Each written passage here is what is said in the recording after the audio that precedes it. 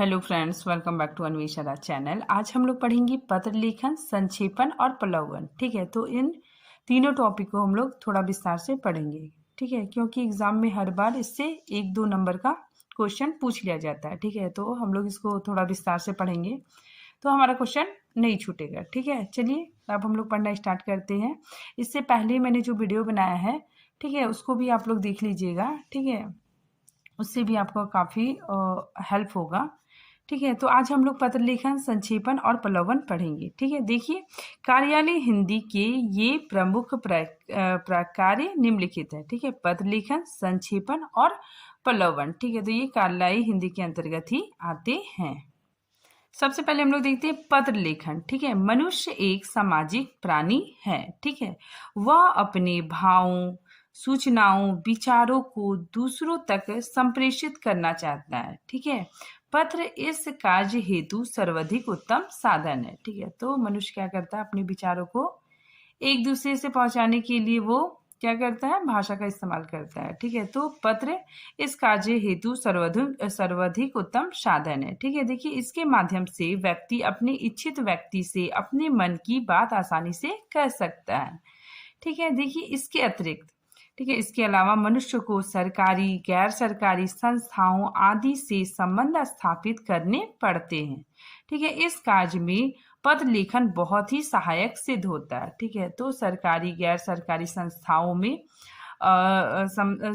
में पत्र लेखन बहुत ही सहायक सिद्ध होते हैं। ठीक है, तो देखिए पत्र के कितने भेद होते हैं, कितने प्रकार होते हैं, 2 प्रकार होते हैं। ठीक है, औपचारिक और अनौपचारिक। ठीक है, औपचारिक है जो कार्यालय में लिखा जाता है। ठीक है, तो औपचारिक के अंतर्गत हम लोग प्रार्थना पत्र, शिकायत पत्र और निवेदन पत्र लिखते हैं। ठीक है, मुख्यतः फिर अनौपचारिक पत्र के अंतर्गत हम लोग धन्यवाद पत्र लिखते हैं। अब देखिए पत्र के भेद। ठीक है, औपचारिक पत्र और अनौपचारिक पत्र। ठीक है, ये काफी इंपॉर्टेंट है। ठीक है, हर बार इससे क्वेश्चन आता ही है, तो इसको आप लोग ध्यान से देखिए। औपचारिक पत्र। ठीक है, औपचारिक पत्र क्या होता है, देखिए इस तरह के पत्रों में एक निश्चित शैली का प्रयोग किया जाता है। ठीक है, सरकारी, गैर सरकारी संदर्भों में औपचारिक स्तर पर भेजे जाने वाले पत्रों को औपचारिक पत्र कहा जाता है। ठीक है, तो सरकारी, गैर सरकारी में जो पत्र भेजे जाते हैं, ठीक है, जो पत्र लिखे जाते हैं वो औपचारिक पत्र के अंतर्गत आते हैं। ठीक है, उदाहरण देखिए, प्रार्थना पत्र, ठीक है, सरकारी पत्र, आवेदन पत्र, व्यवसायिक पत्र, ठीक है, कार्यालय पत्र, ये सारे औपचारिक पत्र के अंतर्गत आएंगे। ठीक है, फिर हम लोग देखते हैं अनौपचारिक पत्र। अनौपचारिक पत्र क्या होता है, ये हम लोग अपने मतलब नज़दीकी रिश्तेदारों को लिखते हैं। ठीक है, ये व्यक्तिगत होता है। ठीक है, देखिए इस तरह का पत्र नज़दीकी या रिश्तेदारों को लिखे जाते हैं। ठीक है, यह पत्र उन लोगों को जिनसे हमारा व्यक्तिगत संबंध हो, ठीक है, जिनसे हमारा व्यक्तिगत संबंध हो, उसको हम लोग अनौपचारिक पत्र लिखते हैं। ठीक है, देखिए अनौपचारिक पत्र अपने परिवार के लोग, ठीक है, सगे सगे संबंधी मित्रों को लिखते हैं। ठीक है, तो हम लोग अनौपचारिक पत्र किसको लिखते हैं, अपने जो रिलेटिव होते हैं, ठीक है, मित्र होते हैं, उन्हें हम अनौपचारिक पत्र लिखते हैं। ठीक है, देखिए इस तरह के पत्र लेखन में व्यक्तिगत सुख दुख का उल्लेख किया जाता है। ठीक है, तो इस तरह के पत्र में हम अपने जो निजी जिंदगी है, ठीक है, उसके सुख दुख का उल्लेख करते हैं। आगे देखिए औपचारिक पत्र को 3 वर्गों में हम लोग बांट सकते हैं। ठीक है, पहला देखिए प्रार्थना पत्र। प्रार्थना पत्र क्या होता है, जिन पत्रों में निवेदन अथवा प्रार्थना की जाती है, ठीक है, वो प्रार्थना पत्र कहलाते हैं। ठीक है, ये अवकाश, शिकायत, सुधार आंदोलन के लिए लिखा जाता है। ठीक है, फिर देखिए कार्यालय पत्र। कार्यालय पत्र क्या होता है, देखिए जो पत्र कार्यालय कामकाज के लिए लिखे जाते हैं, ठीक है, वो कार्यालय पत्र कहलाते हैं। ठीक है, देखिए ये सरकारी अफसरों या अधिकारियों, स्कूल और कॉलेज के प्रधानाध्यापकों या प्राचार्यों को लिखे जाते हैं। ठीक है, तो ये सरकारी अफसर लोग, अधिकारी को, स्कूल कॉलेज के प्रधानाध्यापकों को, ठीक है, फिर प्राचार्यों को लिखे जाते हैं। ठीक है, नेक्स्ट देखिए व्यवसायिक पत्र। ये व्यवसायिक पत्र क्या होता है, देखिए व्यवसाय में सामान खरीदने व बेचने, ठीक है, अथवा रुपए के लेन देन के लिए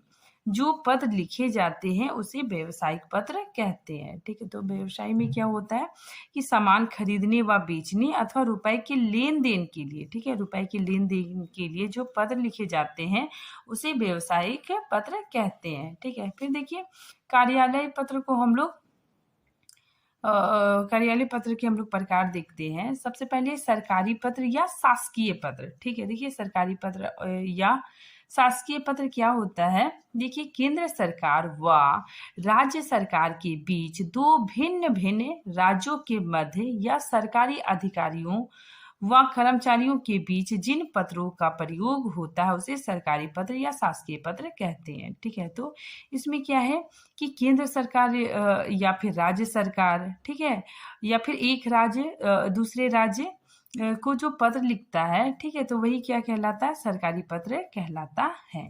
ठीक है, नेक्स्ट देखिए अर्ध सरकारी पत्र।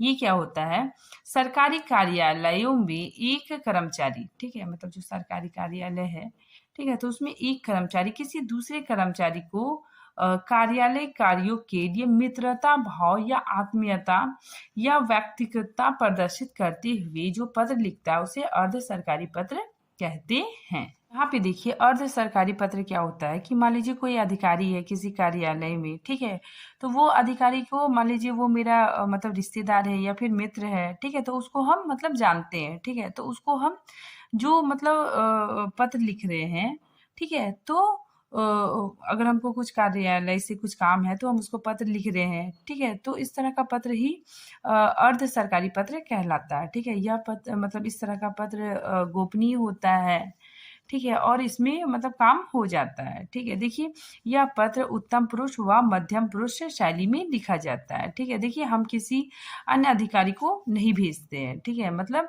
हम क्या करते हैं ना उसको जानते हैं, ठीक है, उस अधिकारी को हम जानते हैं, ठीक है, वो ये हमारा मित्र भी हो सकता है, ठीक है, और हमारा वहाँ पे सरकारी काम है, तो हम जो पत्र भेज रहे हैं उसे ही क्या कहते हैं, अर्ध सरकारी पत्र कहते हैं। ठीक है, देखिए अर्ध सरकारी पत्र के बारे में हम लोग थोड़ा सा महत्वपूर्ण बिंदुओं पे ध्यान देते हैं। देखिए इस प्रकार के पत्र का प्रयोग शासकीय अधिकारियों के मध्य पारस्परिक पत्राचार के लिए होता है। ठीक है, देखिए यह अनौपचारिक पत्र यह अनौपचारिक पत्र है।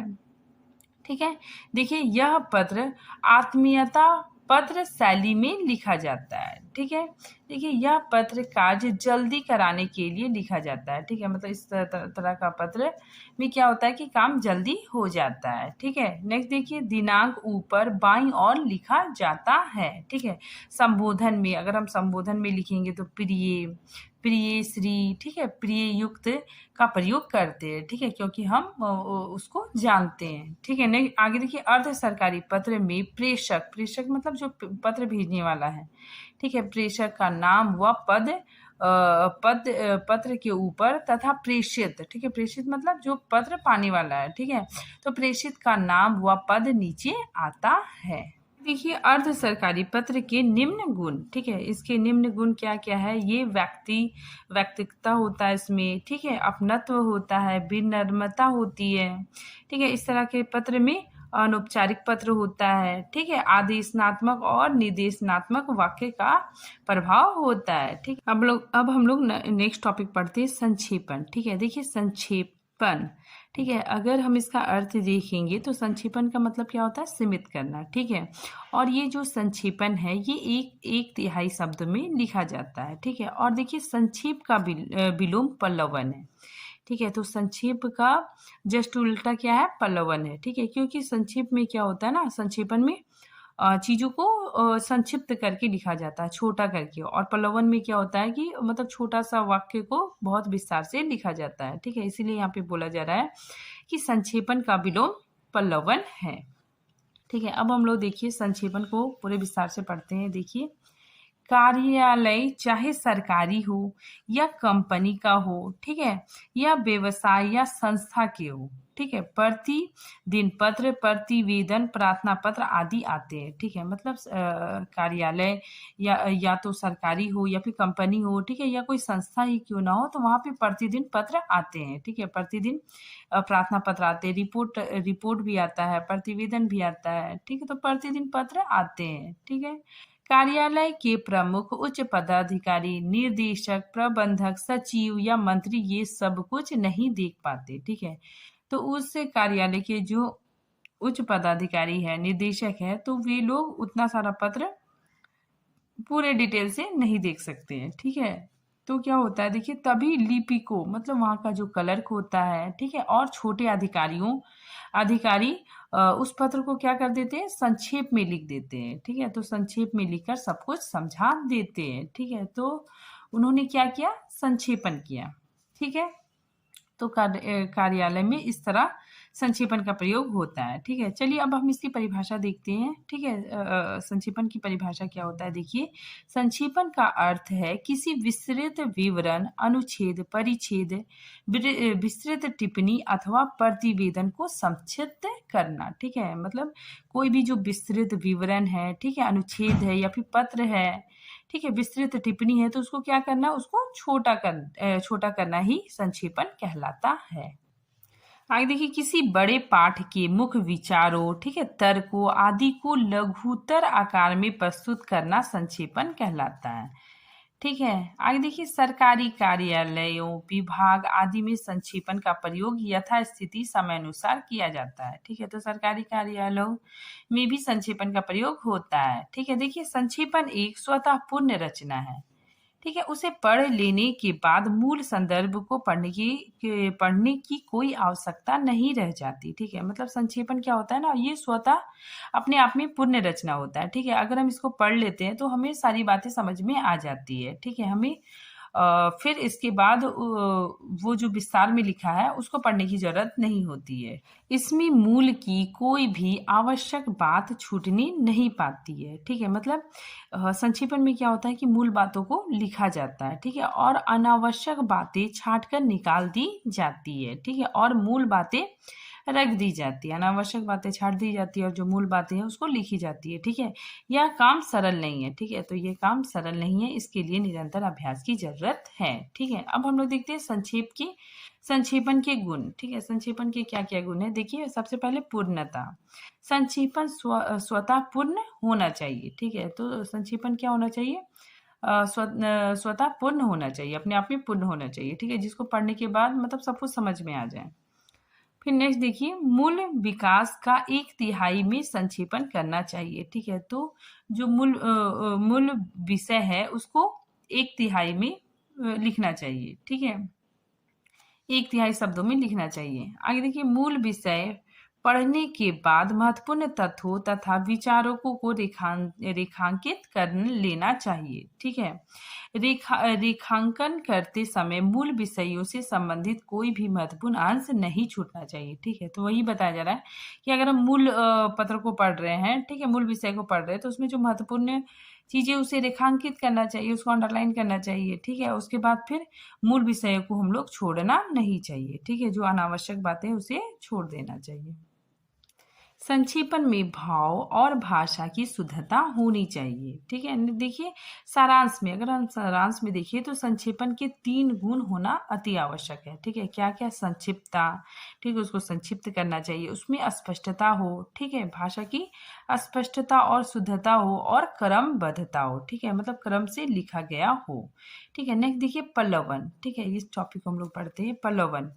देखिए, संक्षेपण के विपरीत लेखन प्रक्रिया का नाम पल्लवन है। ठीक है, तो पल्लवन क्या है, ये संक्षेपण के विपरीत है। ठीक है, तो संक्षेपण में क्या होता है कि मतलब चीजों को छोटा करके लिखा जाता है। ठीक है, और पल्लवन में क्या होता है, एक छोटा सा सेंटेंस को पूरे विस्तार से लिखा जाता है। ठीक है, देखिए, संक्षेपण में संक्षेप एक बड़ी और लंबी सी रचना को छोटा, ठीक है, बड़ी और छोटी सी रचना को क्या करते हैं, छोटा करते हैं। ठीक है, संक्षिप्त करते हैं। ठीक है, तो इसके ठीक विपरीत पल्लवन में एक संक्षिप्त उक्ति को, ठीक है, एक छोटी सी उक्ति को, छोटा सा वाक्य को हम लोग क्या करते हैं, विस्तार से लिखना होता है। पल्लवन में विस्तार से लिखना होता है। ठीक है, देखिए पल्लवन की परिभाषा देखिए, तो देखिए पल्लवन का अर्थ है विस्तार करना, ठीक है, या फिर बड़ा करना। ठीक है, अर्थात दिए गए कोई छोटा सा वाक्य, ठीक है, या सूत्र वाक्य, ठीक है, विचार को विस्तार के साथ व्याख्या करना ही पल्लवन कहलाता है। ठीक है, मतलब अगर छोटा सा वाक्य दिया हुआ है तो उस वाक्य को पूरे विस्तार से व्याख्या के साथ लिखना ही पल्लवन कहलाता है। ठीक है, देखिए इसके अंतर्गत ऐसे वाक्य दिए जाते हैं जिसमें कोई विचार या भाव अत्यंत सघन, संगठित या गूढ़ में होता है। ठीक है, परीक्षार्थी को उस छुपे हुए विचार को ढूंढ समझकर इस तरह खोलना होता है कि वह पूर्णतः स्पष्ट हो जाए। ठीक है, मतलब इसमें बताया जा रहा है कि एक तो वाक्य वाक्य दिया होता है। ठीक है, मान लीजिए दिया हुआ है कि मेहनत सफलता की कुंजी है। ठीक है, तो ये एक वाक्य दिया हुआ है, तो इस वाक्य में बहुत मतलब क्या है, इसमें मतलब इसमें जो भाव है वो अत्यंत सघन है, संगठित है, ठीक है, गूढ़ है। ठीक है, तो इसके भाव को पूरे विस्तार से लिखना ही पल्लवन कहलाता है। ठीक है, इसका जब हम उदाहरण बताएंगे तो उसमें अच्छे से समझ में आ जाएगा। देखिए पहले आप लोग कि पल्लवन का अर्थ क्या होता है, विस्तार करना। ठीक है, देखिए किसी भाव या विचार का विस्तार ही पल्लवन कहलाता है। अब देखिए पल्लवन की विशेषता। ठीक है, पल्लवन में वाक्य सरल होना चाहिए। ठीक है, भाषा स्पष्ट होनी चाहिए।